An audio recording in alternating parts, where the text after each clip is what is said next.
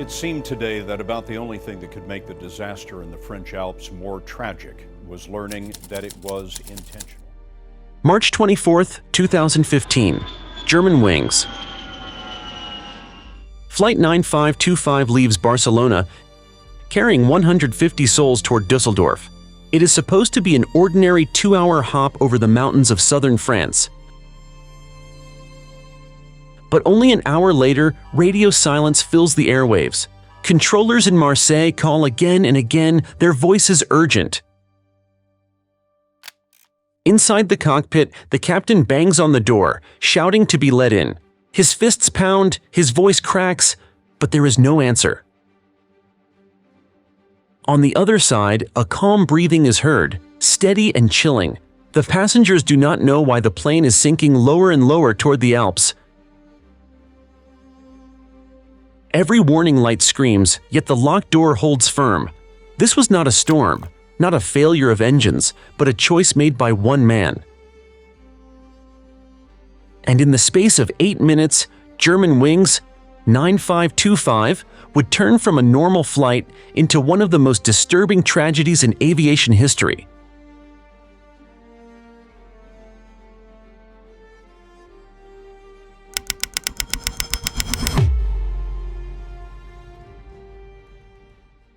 The morning began like countless others in Europe's busy skies, Germanwings.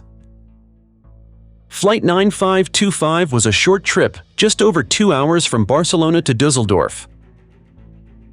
On board were 144 passengers and 6 crew members, a mix of business travelers, tourists, and even a group of young exchange students returning home after an adventure in Spain.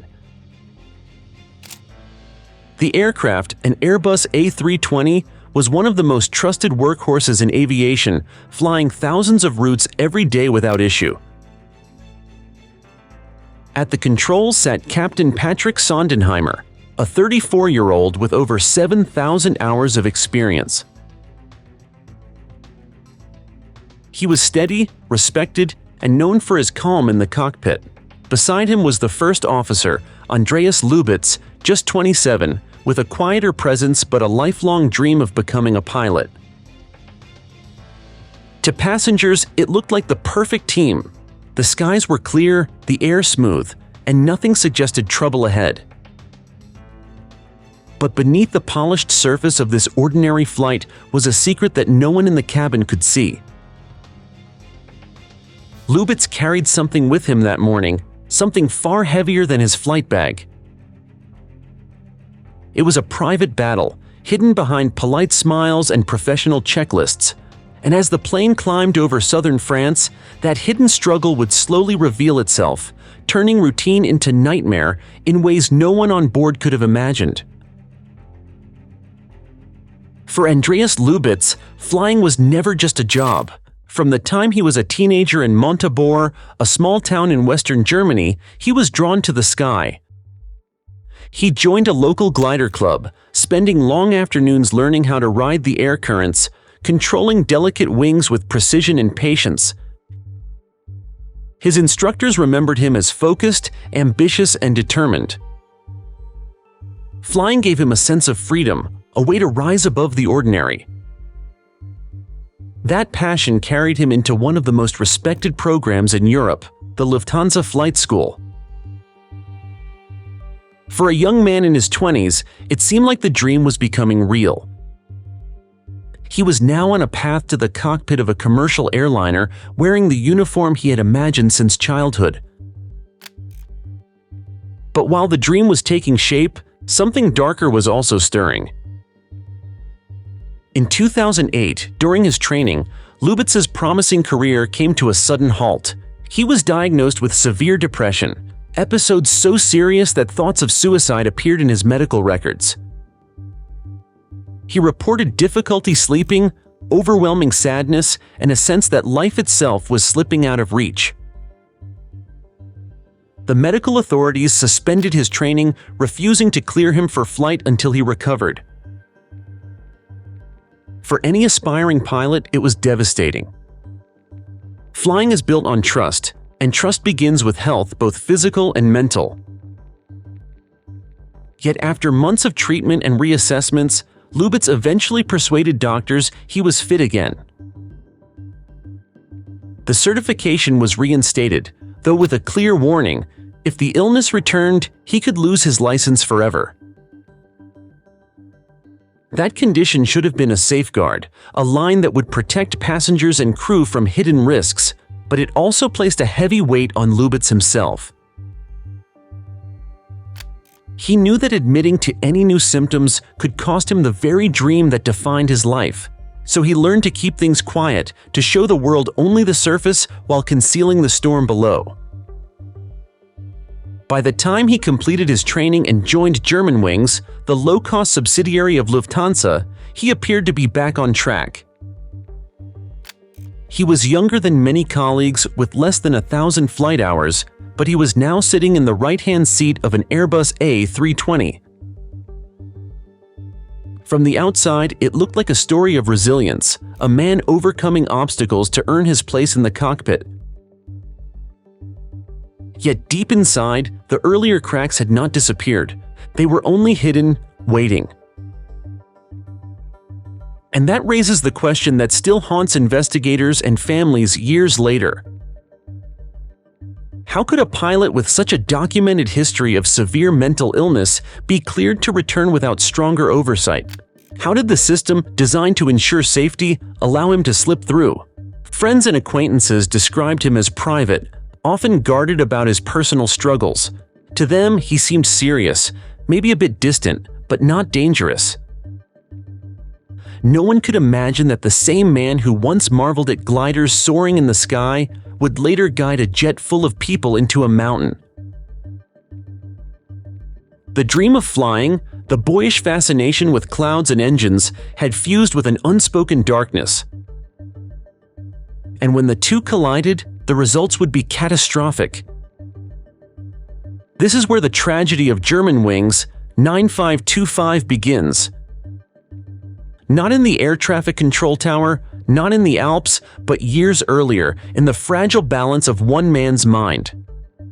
The signs were there, written in medical reports and hidden in plain sight.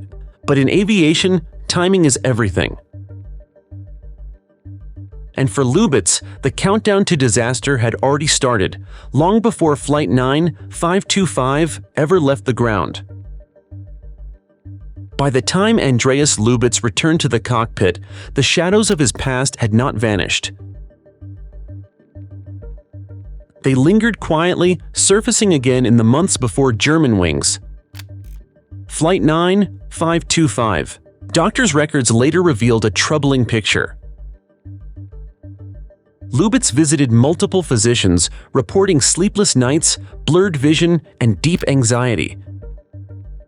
He was prescribed antidepressants, strong sleeping pills, even medication usually given for severe psychiatric disorders. Each prescription was a warning, a reminder that something was not right. Yet none of this reached the airline. German law protected medical privacy, meaning the details of his treatment stayed locked inside hospital files. To his employer, LlVES appeared healthy, fit for duty, and ready to fly. The system that was supposed to protect passengers was also designed to protect personal secrets. And in this case, those two goals collided with deadly results. LlVES himself seemed to understand the fragile line he was walking.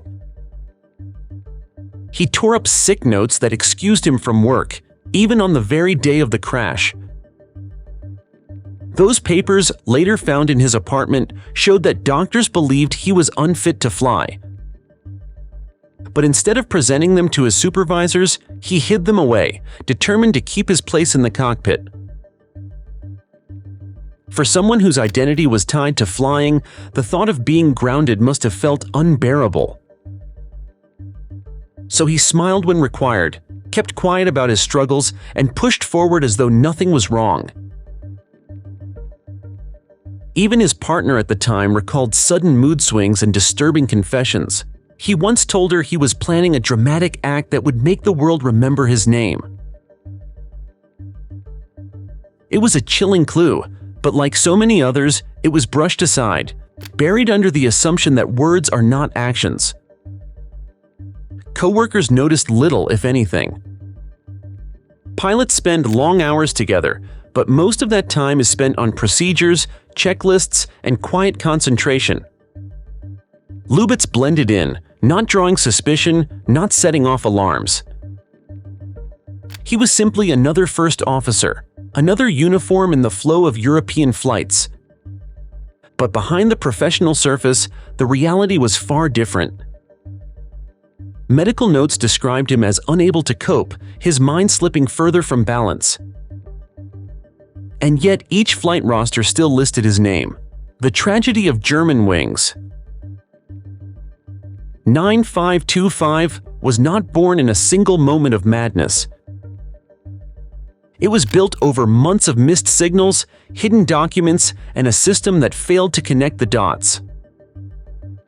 By the spring of 2015, LlVES was a man under immense pressure, walking into cockpits with a secret too heavy to carry. The warnings were there. They were written on prescriptions, whispered in conversations, and sealed inside reports. But warnings only matter if someone acts on them. And in this case, the world would learn the cost of ignoring them at 38,000 feet. At first, Germanwings Flight 9525 unfolded like any other routine trip. The Airbus A320 lifted smoothly into the morning sky, climbing toward its cruising altitude of 38,000 feet. Inside the cabin, passengers settled in, some flipping through magazines, others dozing off in the quiet hum of the engines. The flight attendants moved calmly down the aisle, offering drinks and snacks as the plane leveled off over the south of France. Nothing suggested what was about to come. Up front, Captain Patrick Sondenheimer and First Officer Andreas LlVES worked side by side. Their voices were heard on the cockpit voice recorder, going over standard procedures, discussing the route, even making small talk. It was the sound of a normal flight deck. Then, around halfway through the journey, Captain Sondenheimer mentioned he needed to step out, most likely to use the restroom. It was an ordinary moment, something that happens on flights every day. The door closed behind him, and in that instant, the atmosphere inside the cockpit shifted. LlVES reached for the control panel and pressed the button that locked the reinforced cockpit door. This was a feature installed on modern planes after the 9/11 attacks, meant to protect against hijackers. But now it became a shield that kept the rightful captain from returning to his seat. With the captain gone, LlVES adjusted the autopilot. The altitude, once steady at 38,000 feet, was dialed down, not by hundreds of feet, but by tens of thousands. He set it for just 100 feet above the ground, a number that meant only one thing. The descent began slowly at first. Barely noticeable to passengers still sipping their coffee, but air traffic controllers in Marseille soon saw the change. They tried calling, asking, "Germanwings, what cruise level were you cleared for?" Silence. Again they called, their voices urgent. Still no response. Inside the cockpit, the only sound on the recorder was LlVES's steady breathing. No distress call, no request for help, only calm inhaling and exhaling as the aircraft drifted lower toward the mountains. The captain returned, knocking on the door, expecting it to open as usual. It didn't. He tried the intercom, calling LlVES by name, ordering him to unlock. No reply. The sound of knocking turned to pounding, desperate fists against reinforced metal. Behind him, passengers began to sense something was wrong. The plane was descending without explanation, and the captain's shouts carried into the cabin. Still, LlVES sat quietly, eyes fixed on the instruments. For investigators listening later, this was the moment the flight changed from an emergency into something far darker. This was no accident, no technical malfunction. The descent was deliberate. It was a decision made by one man, shielded by a locked door with 149 lives in his hands. The pounding on the cockpit door grew louder with every second. Captain Patrick Sondenheimer, the man responsible for the safety of everyone on board, found himself locked out of his own flight deck. At first, his voice was calm, calling through the intercom, asking Andreas LlVES to open up. When silence came back, he tried again, this time firmer, commanding. But still, no answer. Soon his voice rose, sharp and desperate. "Open the door." The reinforced cockpit door had been designed after 9/11, built to withstand intrusion from hijackers. Now it turned against the very people it was meant to protect. From behind that door, passengers could hear their captain trying everything he could. The sound of metal striking echoed through the cabin as he grabbed a crash axe, striking the frame, hoping to force his way in. But the door was unmovable. No tool available on board could break it down. Inside the cabin, fear began to spread. People whispered, some cried, and others clutched the hands of loved ones. The descent was no longer gentle. It was sharp enough that ears popped and stomachs turned. Through the thin walls of the cockpit, passengers could hear their captain shouting and pounding, but nothing changed. LlVES sat silently at the controls, his breathing steady, his focus locked. The warning systems of the Airbus began to scream. "Terrain! Terrain! Pull up!" The ground proximity warning system blared again and again, urging a climb, but the autopilot stayed on its deadly path. Sondenheimer's voice broke through one last time, a scream filled with desperation. Still, no reply. It was a scene no passenger could have ever prepared for. A trusted pilot fighting not with a hijacker, but with his own colleague, the very man entrusted with the flight. For the cabin crew, there was no way forward, no way to override the lock. They were trained for medical emergencies, for fires, for turbulence, but not for this. As the French Alps grew larger through the windows, the mood inside the cabin shifted from confusion to terror. The minutes dragged into what must have felt like an eternity. Every sound of pounding and alarms only confirmed the truth. The barrier between life and death was now a single locked door. And the cruel irony hung heavy. The very security measure designed to keep terrorists out had now trapped the captain and passengers in a fate they could not escape. The Alps loomed closer, white peaks cutting into the horizon. The world outside had no idea yet, but inside Germanwings, 9525, every second was a countdown. The passengers heard the captain's final, furious attempts to break through, followed by the chilling calm of a man who refused to open the door. And in that silence, the outcome became inevitable.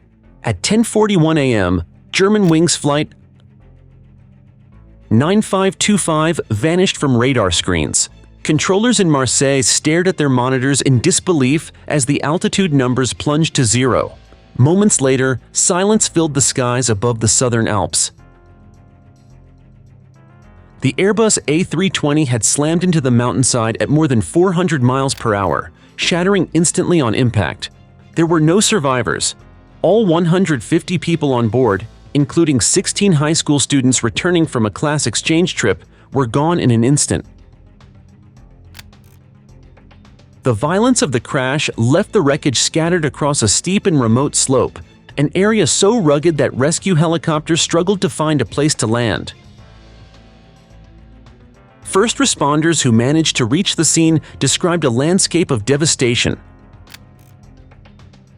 Metal shards twisted across snow and rock, personal belongings strewn between cliffs, the scale of destruction almost impossible to comprehend.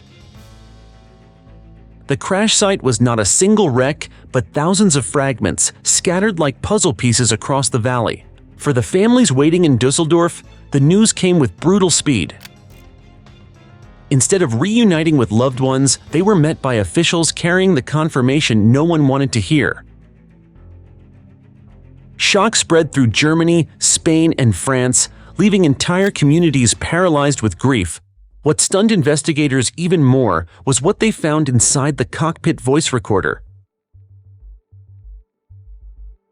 The device survived the impact, and when investigators listened, they heard the final minutes in chilling detail. There was no explosion, no sudden fire, no technical fault. The recording captured only the desperate cries of the captain demanding to be let in. The rising panic of passengers, the automated warning screaming, "Pull up! Pull up!" and through it all, the steady sound of Andreas LlVES breathing. Not panicking, not distressed, just breathing calmly until the moment of impact. For aviation experts, that detail was impossible to ignore. This was no accident. It was not fate or bad luck. It was a deliberate act, a crime committed by a pilot against his own passengers, against his own crew, against himself. Rescue efforts stretched on for days as helicopters ferried teams up and down the jagged cliffs. DNA had to be used to identify many victims, as the impact had been so devastating that little remained intact.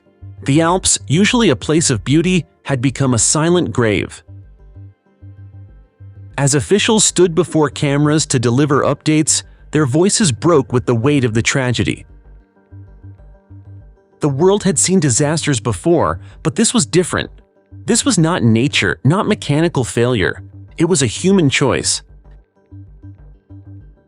And from that moment on, the story of Germanwings 9525 would no longer be remembered as an accident. It would be remembered as one of the darkest crimes in aviation history. The world woke up to the news with disbelief. How could a young pilot, entrusted with a modern jet and 149 lives, deliberately bring it down into the Alps? In Germany, France, and Spain, grief quickly turned into anger. Families demanded to know how a man with documented mental health struggles was still allowed to fly. Politicians called press conferences, struggling to find words strong enough for the scale of the horror. And aviation authorities faced questions they had no easy answers for. Within days, Lufthansa and its subsidiary Germanwings were at the center of lawsuits. Relatives of the victims demanded compensation, not just for the loss of their loved ones, but for what they saw as a system failure. Millions of euros would eventually be paid out, but no amount of money could erase the pain or silence the outrage. In the meantime, regulators moved fast to prevent anything like this from ever happening again. Airlines across Europe introduced the two-person rule, requiring that at least 2 crew members remain in the cockpit at all times. If a captain stepped out, a flight attendant had to step in, ensuring no pilot was ever left alone at the controls. It was a rule born out of panic, but also out of a desperate need to restore public trust. Mental health checks for pilots were also tightened. More frequent screenings, random tests, and mandatory reporting requirements were rolled out. Yet these changes brought their own storm of debate. Some argued that pilots' privacy was being stripped away, that their medical secrets were now vulnerable to scrutiny. Others insisted that no right to privacy should outweigh the safety of hundreds of passengers. The tragedy of Germanwings 9525 had opened a painful discussion. Where should the line be drawn between individual rights and collective safety? Comparisons quickly surfaced. People remembered Egyptair Flight 990 in 1999, when a relief captain pushed his Boeing 767 into the Atlantic Ocean, killing all on board. Others pointed to Malaysia Airlines Flight 370, which vanished in 2014 under circumstances many still believe involved deliberate action by the pilot. Together, these cases formed a chilling pattern, reminders that the most dangerous threat in aviation might sometimes come from inside the cockpit itself. For the public, trust in flying wavered. Airports buzzed with worried conversations. Could something like this happen again? Could another hidden struggle go unnoticed until it was too late? The Alps had claimed 150 lives, but the questions left behind spread far wider, unsettling millions of passengers who boarded planes every single day. Germanwings. 9525 was no longer just a tragedy. It was a turning point, forcing aviation to confront a truth it had long avoided. Sometimes the enemy is not in the skies, but sitting quietly in the captain's chair. When the last helicopters left the crash site in the French Alps, all that remained was silence. A silence heavy with grief, questions, and a truth too dark to ignore. Germanwings. Flight 9525 had shown the world that the most advanced technology, the strongest cockpit doors, and the best-trained crews could still be undone by the hidden struggle of a single human being. For the families, life would never return to normal. 16 German students never made it home. Parents, siblings, and friends were left with photographs, memories, and a grief that no compensation could ease. Captain Patrick Sondenheimer's wife established a foundation to help children who had lost parents, ensuring his name carried forward not only through tragedy, but through hope. For aviation, the legacy was written in new rules and reforms. The two-person cockpit rule became standard in many countries, and mental health for pilots finally took center stage in safety discussions. Yet even with changes, one haunting question remains. Can the industry ever be fully safe from the pilot inside? Germanwings. 9525 was not a mechanical failure. It was not a storm or a freak accident. It was the story of trust broken in the most devastating way possible, and it reminds us that the skies are not only shaped by engines and instruments, but by the fragile human mind at the controls. As you hear this story, one thought lingers: if safety measures can protect us from outside threats, what can truly protect us from the dangers that hide within?